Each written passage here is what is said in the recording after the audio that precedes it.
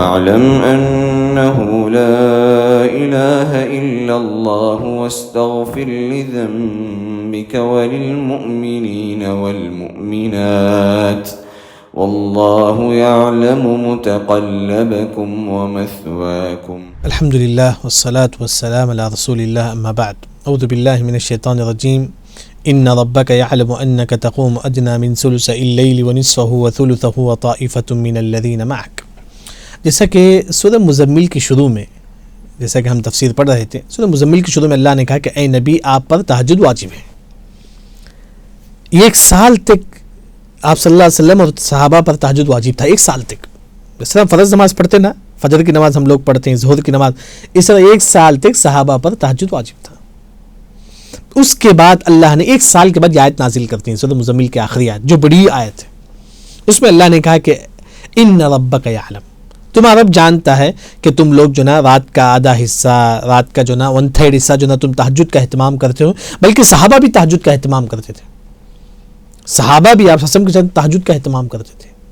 تو یہ اللہ نے کہا کہ اے نبی مجھے معلوم ہے کہ آپ لوگ تہجد کا اہتمام کرتے ہیں، ہاں، کیونکہ آپ لوگ تہجد صبح 1 سال آپ لوگ تہجد آپ پر واجب تھا، آپ بھی اور صحابہ بھی تہجد کا اہتمام کرتے تھے.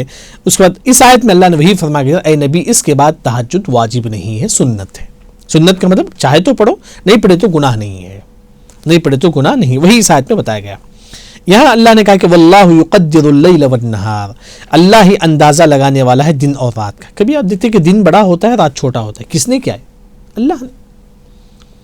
کبھی دن بڑا رات چھوٹا، یہ سب اللہ کیا. کبھی دیکھیں مغرب کی اذان 5:30 بجے ہوتی ہے، کبھی مغرب کی اذان 6:30 بجے ہوتی ہے. یہ سب کون کرنے والا ہے؟ اللہ تعالیٰ ہے. کبھی ہم نے غور کیا اس پر؟ ہم کیا مغرب ہوئی چلو نماز پڑھے، پھر کھا لے پی لے سو گئے.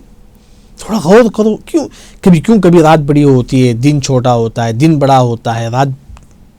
یہ سب کرنے والا کون ہے؟ اللہ تعالیٰ ہے. انسان اس میں بھی غور کرے، یہ بھی عبادت ہے، یہ بھی ایک عبادت ہے. اس کے بعد اللہ نے کہا علم ان لن تحصوا، اللہ تعالیٰ جانتا ہے ان لن تحصوا، اے نبی تم طاقت نہیں رکھ سکتے. یعنی کہ یہاں اللہ نے وہی کہتے ہیں اے نبی اب تہجد آج تک واجب تھا لیکن اب واجب نہیں ہے. فتاب علیکم، اب تہجد واجب نہیں ہے. تم میں سے جو چاہے تہجد پڑھو، نہیں پڑھو، لیکن تہجد کا اہتمام کرو. کیونکہ آپ بولتے ہیں نا کہ آپ نیک ہیں یا نہیں. میں نیک ہوں کیسا معلوم کرو؟ اگر میں تہجد پڑھتا ہوں تو میں نیک ہوں، یاد رکھو. اگر آپ تہجد پڑھتے ہیں تو آپ نیک ہیں. اللہ آپ صلی اللہ علیہ وسلم نے فرمایا کہ علیکم بقیام اللیل فإنہ دأب الصالحین قبلکم، تہجد نیک لوگوں کی پہچان ہے. اگر آپ تہجد پڑھتے ہیں تو آپ کا شمار نیک لوگوں میں سے. اگر آپ تہجد نہیں پڑھتے تو آپ نیک نہیں، یاد رکھیں. اسی وجہ سے تہجد کا اہتمام کرو. 2 رکعت ہی کیوں نہ ہو، 8 رکعت نہیں.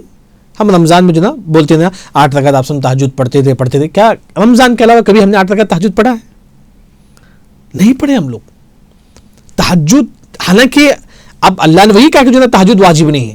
اس کا مطلب یہ نہیں کہ آپ تہجد چھوڑ دو، ہر دن 2 رکعت بھی تہجد پڑھو. بلکہ بعض علماء نے کہا کہ جو نا اونٹ یہ گائے کے تھن سے دودھ نکالنے کتنا وقت ہوگا؟ 5 منٹ یا 10 منٹ، کم از کم اتنا وقت بھی تم تہجد پڑھو. 10-15 منٹ تبھی تم تہجد پڑھو. لیکن اللہ نے کہا کہ تہجد اب واجب نہیں ہے، اب تم میں سے جو چاہے پڑھ سکتے ہیں. اس وقت اللہ نے کہا کہ فقرؤوا ما تيسر من القرآن، اے نبی تم قرآن پڑھو جو آسان ہے. یعنی کہ خاص طور پر یہ آیت جو نا کب کا مسائل میں ذکر آتے ہیں. اگر آپ دیکھیں گے کوئی انسان قرآن پڑھتا ہے فرض نماز میں، اسے قرآن یاد نہیں ہے، کیا وہ قرآن دیکھ کے پڑھ سکتا ہے؟ جائز نہیں ہے. فرض نماز میں آپ قرآن دیکھ کے نہیں پڑھ سکتے، یاد رکھیں. جو آپ کو یاد ہے وہی پڑھیں گے. دلیل فقرؤوا ما تيسر من القرآن، جو آسان ہے آپ وہ پڑھو قرآن میں سے، جو آسان ہے. لیکن نفل نماز میں جائز ہے. آپ جیسے کہ تہجد میں آپ گھر میں کھڑے ہوتے ہیں، آپ قرآن اٹھا لیے، پڑھتے گئے پھر قرآن رکھ کے آپ تو جائز ہے آپ کے لیے، جائز ہے آپ کے لیے. جیسے کہ آپ رمضان آنے والا ہے، آپ تہجد تراویح پڑھے، پھر گھر میں بھی آپ پڑھ سکتے ہیں. 2 رکعت آپ قرآن ہاتھ میں اٹھا لیے، پڑھتے گئے، پھر رکوع میں چلے گئے. تو وہی اللہ نے فرمایا کہ فقرؤوا ما تيسر من القرآن. اس کے بعد اللہ نے کیوں تہجد کو واجب نہیں کہا؟ کیوں اللہ نے تہجد کو سنت کہا؟ کیونکہ اللہ نے خود ذکر کرتی ہے ریزن، علم ان سيكون منكم مرضى، تم میں سے کئی لوگ بیمار بھی وہ نہیں پڑھ سکتے. کہا بیمار لوگ پڑھ سکتے نہیں؟ حالانکہ 5 وقت کی نماز واجب ہے. اگر تہجد کو واجب کر دے تو بیمار لوگ کہاں سے پڑھیں گے؟ کئی لوگ بیمار ہی نہیں پڑھتے ہیں تہجد. وہی اللہ تعالیٰ کہتے ہیں یہ بیمار لوگ تہجد نہیں پڑھ سکتے. اس وجہ سے اللہ نے تہجد کو کیا کر دیا؟ سنت کر دیا. دوسرا ریزن کیا ہے؟ وآخرون یضربون فی الارض یبتغون من فضل اللہ، کئی لوگ جو سفر کرتے ہیں، سفر میں تہجد نہیں ہوتا ہے پڑھنے. وہی اللہ نے کہا اگر تہجد واجب ہوتا تو مسافروں کو تکلیف ہوتی، جو لوگ دبئی کو سفر کرتے ہیں، سفر میں جب کہ ہوتا ہے تہجد پڑھنے نہیں ہوتا ہے. وہی اللہ نے کہا کہ کئی لوگ ہیں جن کے اندر جو ہے نا جو رزق حاصل کرنے کے لیے سفر کرتے ہیں وہ بھی تہجد نہیں پڑھ سکتے. یہاں ایک بات یہ معلوم ہوئی، یہاں اللہ تعالیٰ کیا فرماتی، کئی لوگ ہیں جو زمین میں سفر کرتے رزق کے لیے. اس سے یہ بات معلوم ہوا آپ جا سکتے ہیں رزق حاصل کرنے کے لیے، دبئی، شارجہ، مدینہ، مکہ جا سکتے ہیں، آپ سفر کر سکتے ہیں آپ. وہی اللہ تعالیٰ یہاں فرماتی ہے جو لوگ سب مسافر ہیں وہ بھی تہجد نہیں پڑھ سکتے. وآخرون یقاتلون فی سبیل اللہ، جو لوگ جہاد میں ہیں وہ بھی تہجد نہیں پڑھ سکتے. یعنی کہ اللہ نے تہجد کو کیوں واجب نہیں کہا؟ 3 ریزن ہیں. ایک، کئی لوگ بیمار ہیں، اگر واجب ہوتا تہجد تو بیمار لوگ نہیں پڑھ پاتے. دوسرا، مسافر تہجد نہیں پڑھ پاتے، اس وجہ سے اللہ نے تہجد کو سنت کہا، کمپلسری نہیں. تیسرا، جو لوگ جہاد میں ہوتے وہ بھی تہجد نہیں پڑھ پاتے. یہاں اللہ تعالیٰ جو ہے نا جہاد سے پہلے حلال رزق کا ذکر کرتے ہیں. جس طرح حلال رزق کے لیے علیہ نے کہا کہ آج کے ماحول میں حلال رزق حاصل کرنا جہاد کے برابر ہے، حلال رزق حاصل کرنا جہاد کے برابر. اس کے بعد اللہ نے کہا فَقْرَؤُوا مَا تَيَسَّرَ مِنْ، اے لوگو تم قرآن پڑھو، جو آسان ہے اس میں سے تم قرآن پڑھتے رہو. وَأَقِيمُوا الصَّلَاةَ، جس سے کہ ہم بولتے ہیں کہ قرآن پڑھنا جیسے کہ عبداللہ بن عباس رضی اللہ عنہ کہتے ہیں مَا يَمْنَعْ أَحَدُكُمْ إِذَا رَجَعَ مِنْ سُوقِهِ، جب آپ باہر ہیں، آپ جب گھر میں داخل ہوئے، أَن يَقْرَأْ 3 آیات من القرآن الکریم، کم از کم 3 آیت پڑھو. عبداللہ بن عباس رضی اللہ عنہ کہتے ہیں جب گھر میں داخل ہونے کے بعد آپ 3 آیت کم از کم قرآن کی آیت پڑھو، 3 آیت پڑھو کم از کم. وہی اللہ تعالیٰ یہاں فرماتے ہیں کہ جو ہے نا قرآن جو آسان ہے، جو ہے نا تم قرآن پڑھو. وَأَقِيمُوا الصَّلَاةَ، نماز قائم کرو. پوری قرآن میں آپ دیکھیں گے اللہ نے کہیں بھی یہ نہیں کہا کہ تم نماز پڑھو، کہیں بھی اللہ نے کہا. اللہ نے کہا کہ نماز قائم کرو. کیا مطلب ہے؟ تم اس طرح نماز پڑھو جس طرح آپ صلی اللہ علیہ وسلم نماز پڑھتے تھے. یعنی کہ وَأَقِيمُوا الصَّلَاةَ کا معنی یہی ہے. ہم لوگ کیا کرتے ہیں، فاٹ جا کے جس طرح کوا ٹونگ مارتا ہے نا، اس طرح پڑھ کے آ جاتے ہیں.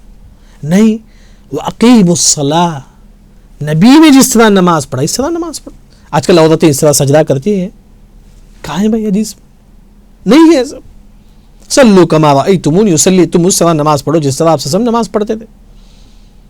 ہاں، یعنی کہ یہ جو چیزیں ہیں، وَأَقِيمُوا الصَّلَاةَ وَآتُوا الزَّكَاةَ، زکوٰۃ ادا کرو. کتنی ایسی عورتیں ہیں جو زکوٰۃ ادا کرتی ہیں آج؟ کئی ایسی عورتیں ہیں، اب شوہر نہیں کماتا ہے تو بیوی پر واجب، اگر اس کے پاس 85 گرام سونا ہے تو بیوی پر واجب ہے کہ زکوٰۃ ادا کرے، بیوی پر واجب ہے. لیکن بیوی ادا نہیں کرتی، بولتی کہ شوہر ادا کرنا. نہیں، آپ کا اگر زیور ہے تو آپ پر زکوٰۃ واجب ہے، شوہر پر نہیں ہے. اگر شوہر اٹھاتا ہے تو الحمدللہ، نہیں تو آپ پر زکوٰۃ واجب ہے. وہی اللہ نے فرمایا کہ وآتوا الزکاۃ.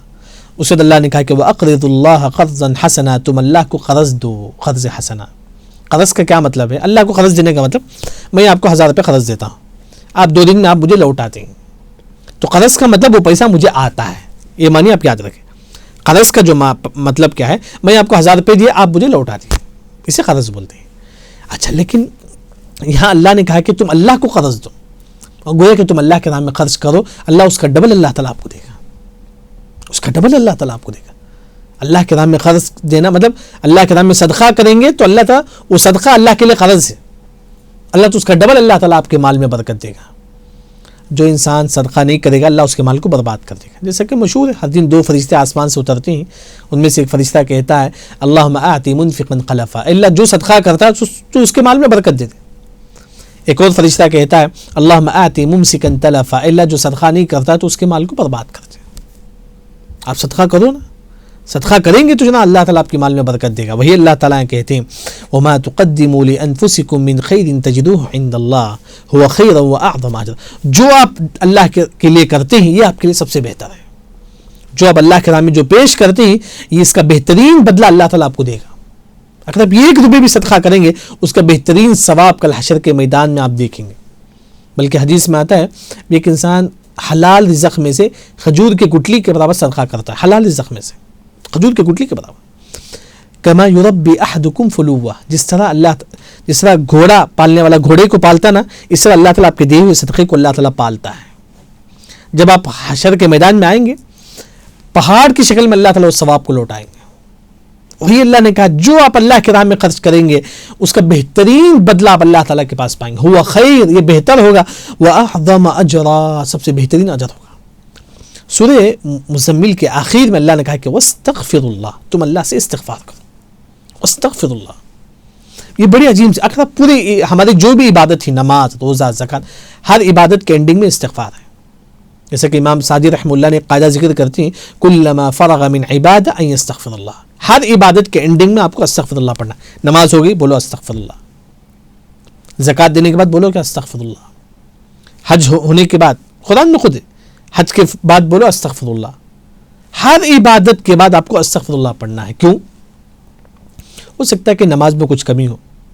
نماز میں کبھی کیا ہوتا ہے کہ ہم تھوڑا فاسٹ پڑھ لیتے ہیں، کبھی ادھر ادھر، کبھی اس طرح ہوتا ہے، نماز میں تھوڑا خلل ہوتا ہے، کبھی اس وسوسہ آتی ہیں.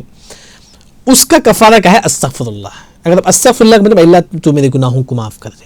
نماز کے بعد آپ پڑھیں گے نماز میں جو جو گناہ ہے اللہ اس کو معاف کر دے. استغفر اللہ یہ آپ کے جو جو گناہ ہوئے ہیں عبادت میں اس کو دھو دیتا ہے. استغفر اللہ، تو یہ اللہ نے کہا استغفر اللہ. خاص طور پر سورہ مزمل میں ایک دائی کے بارے میں ذکر. اگر آپ دائی بننا چاہتے ہیں تو استغفر اللہ کثرت سے پڑھو. بلکہ حدیث میں آتا ہے کہ ایک مسلمان ہمیشہ استغفر اللہ، جیسے لقمان علیہ السلام اپنے بیٹے سے کہتی ہیں اے بیٹے تم ہمیشہ اللہم اغفر لی پڑھتے رہنا. تو ہمیشہ اللہم اغفر لی پڑھتے رہنا، اے اللہ تو میرے گناہوں کو معاف کر دے. وہ استغفر اللہ کا معنی ہے. تو انسان جو نا ہمیشہ استغفر اللہ پڑھتے رہے. کیوں؟ ان اللہ، بے شک اللہ تعالیٰ غفور ہے، معاف کرنے والا ہے. غفور ہے، رحیم، رحم کرنے والا ہے. غفور مطلب آپ بولتے ہیں کہ دعا میں اللہ تعالیٰ تو غفور ہے، تو میرے گناہوں کو معاف کر دے، یا غفور. اس طرح یعنی کہ جو بھی اللہ کا نام ہے اس سے آپ دعا کریں، یا غفور تو میرے گناہوں کو معاف کر دے، یا رحیم تو مجھ پر رحم کر دے. تو اس طرح جو نا انسان دعاؤں میں استعمال کرے. دیکھیں سورہ مزمل ایک عظیم صورت ہے جس میں جو مسلمان اب دین میں، جیسا کہ اب کئی لوگ نوجوان ہوتے ہیں اب وہ دین میں جو نا اچھی طریقے سے آنا چاہتے ہیں، وہ دین میں پورا جم جانا چاہتے ہیں، تو سورہ مزمل پر عمل کرو. تو شروع میں اللہ نے تہجد اور قرآن ذکر کا، پھر آپ صبر کا، پھر اس کے بعد قیامت کا، پھر اس کے بعد تہجد کا، کئی چیزوں کا اللہ تعالیٰ کا ذکر کرتے ہیں. اللہ سے دعا ہے کہ اللہ تعالیٰ ہم تمام کو قرآن صحیح معنوں میں سمجھ کر اس پر عمل کرنے کی توفیق عطا فرما. سبحانک اللہم و بحمدک، اشہد ان لا الہ الا انت، استغفرک و اتوب الیک.